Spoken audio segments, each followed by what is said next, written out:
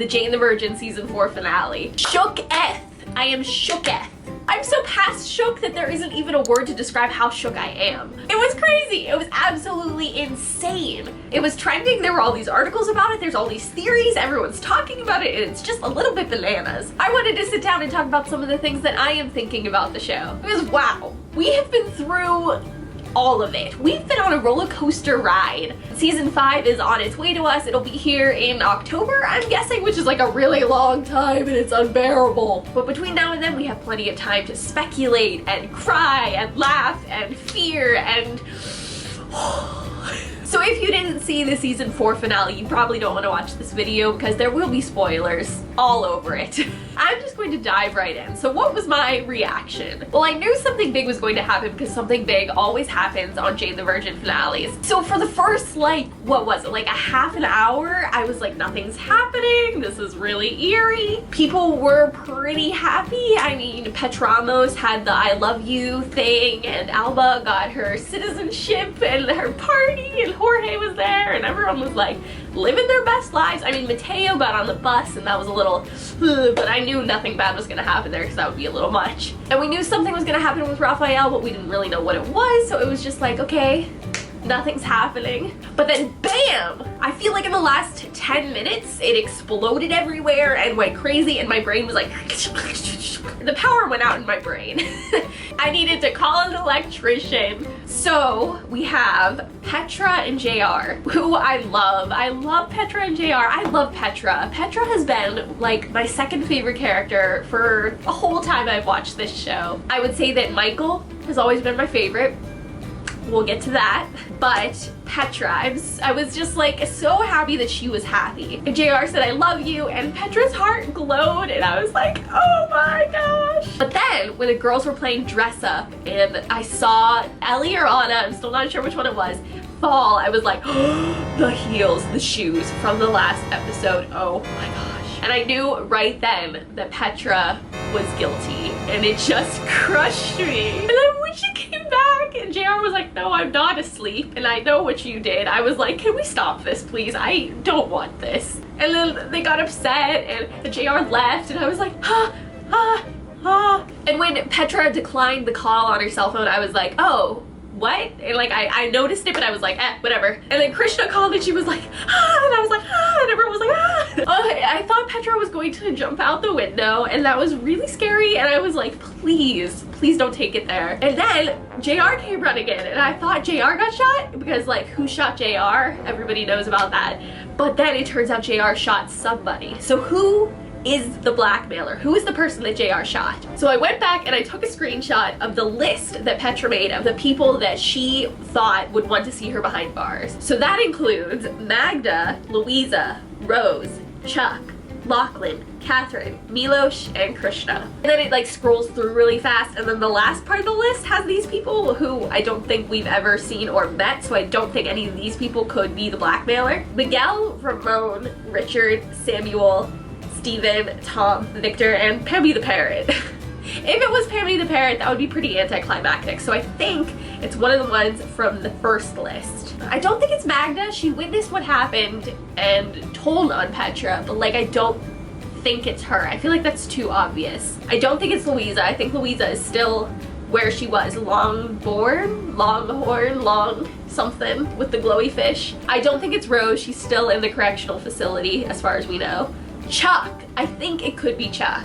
I think it could be Lachlan. I think it could be Catherine. Part of me thinks it could be Milos, even though we know he's still in jail. They keep mentioning him, so I feel like he has to come into play at some point. And obviously Krishna turned herself in, and she's being blackmailed to blackmail Petra. So Chuck, Lachlan, and Catherine, I think would be the ones that I'm leaning towards. I was always very suspicious of Chuck. I don't trust Chuck at all, so I would believe it if it was him. Lachlan, we haven't seen Lachlan since like season 2. Lachlan, Petra, and Rafael always had this like back and forth thing going where like Rafael would mess with Lachlan, and then Lachlan would mess with Rafael, and then Petra would mess with Lachlan, and then he would mess with her, and then blah blah blah, back and forth, back and forth, back and forth. So I believe it could be him. He's alive. He's out there. Where has he been? We don't know. Maybe we do know, we've just forgotten.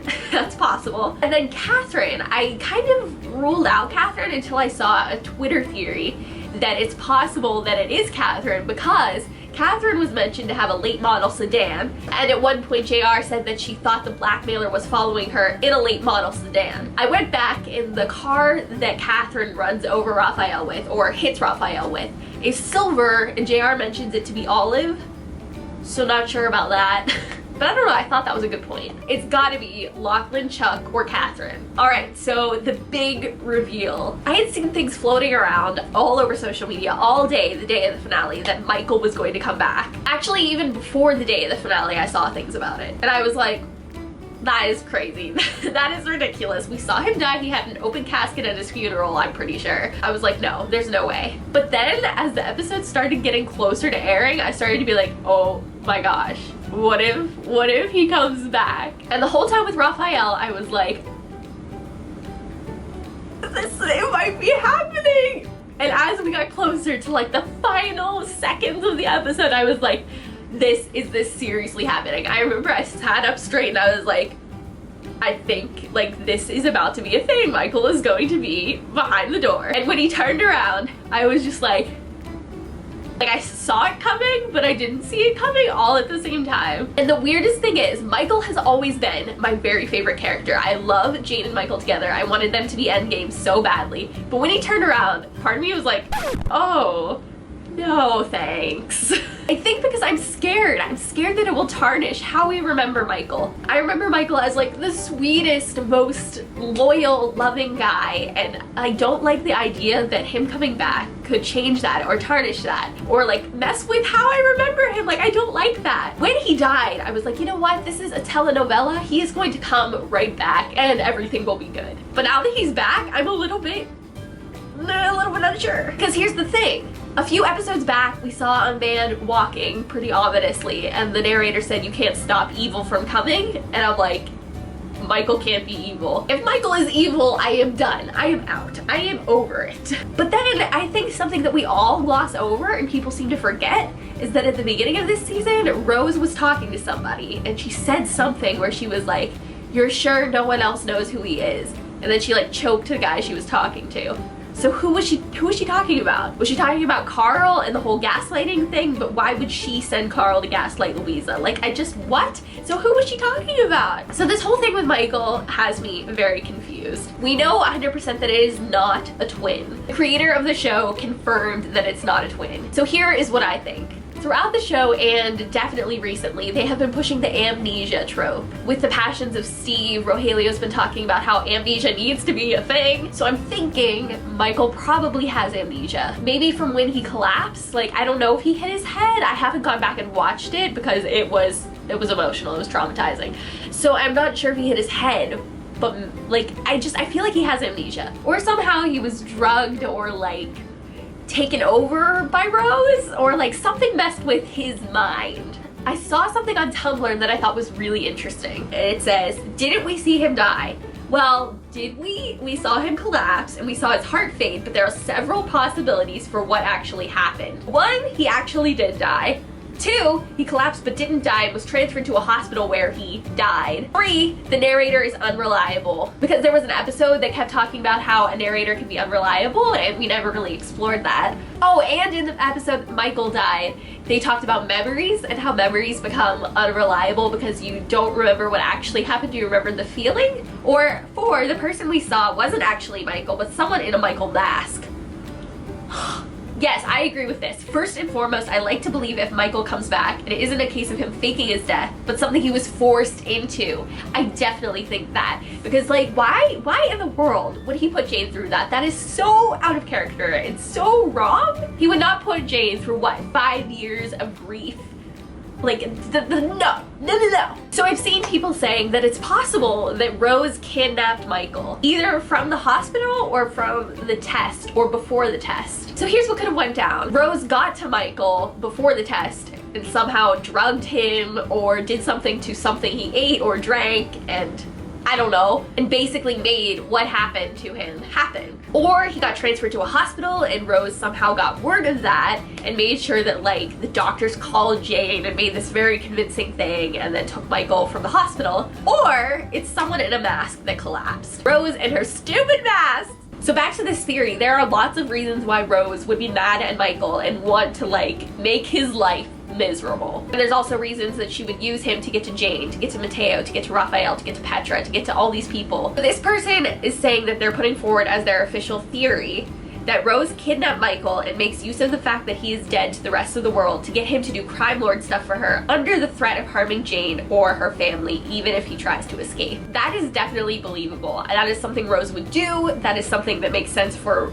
Rose's character and Michael's character. Oh, and then, okay, so this person also agrees with the amnesia theory. Definitely, that is what I'm saying. Rose kidnapped him and somehow made him lose his memory or like did something in there. Oh, okay, so the amnesia plot could also involve getting Michael to essentially work for her, and if it turns out he was the mysterious walking man, that would tie in with the evil coming. That breaks me. If that is the case, somebody has to fix it because I cannot have Michael be evil. That tarnishes the memory and I am not here for that. So after Michael collapsed, we saw Jane get this phone call. For the phone call, there are two main possibilities. Either Rose threatened a doctor to make the call, or it was someone that worked for Rose. And the same applies to the autopsy. Either Rose threatened the doctor or it didn't actually happen. I feel like Rose is capable of making this like master plan. As for the body, we don't know if Jane ever saw it, but I feel like when she was talking to Dennis, Michael's friend, and we saw like that little snippet of his funeral, I feel like it was an open casket, but I don't know. I feel like Rose definitely had some involvement with Michael being dead. And I feel like she was keeping that to herself for all of these years until she really needed some leverage. And she thought she could use Rafael's parents as leverage, but when that didn't work, she was like, okay, it's time to get desperate. She probably figured this would also punish Rafael in some way. So she's like, you know what, I'm gonna break out my leverage. And I'm pretty almost 100% sure that Michael has amnesia or some sort of thing going on in his mind. Oh, that was a lot. So what are your theories on what happened to Michael and who JR shot / who the blackmailer really is? Let me know in the comments below. I'm excited to read what you guys are thinking. I'm also currently working on an updated Jane the Virgin character map. I want to have it up for the next season's premiere, which will probably be in October. If you haven't seen my original character map video, go and check it out. I think it's so funny and it was a lot of fun to make and very confusing to make. And the updated one is even more ridiculous and confusing, so I'm really excited for that. I love you all. Stay beautiful, you people. Bye!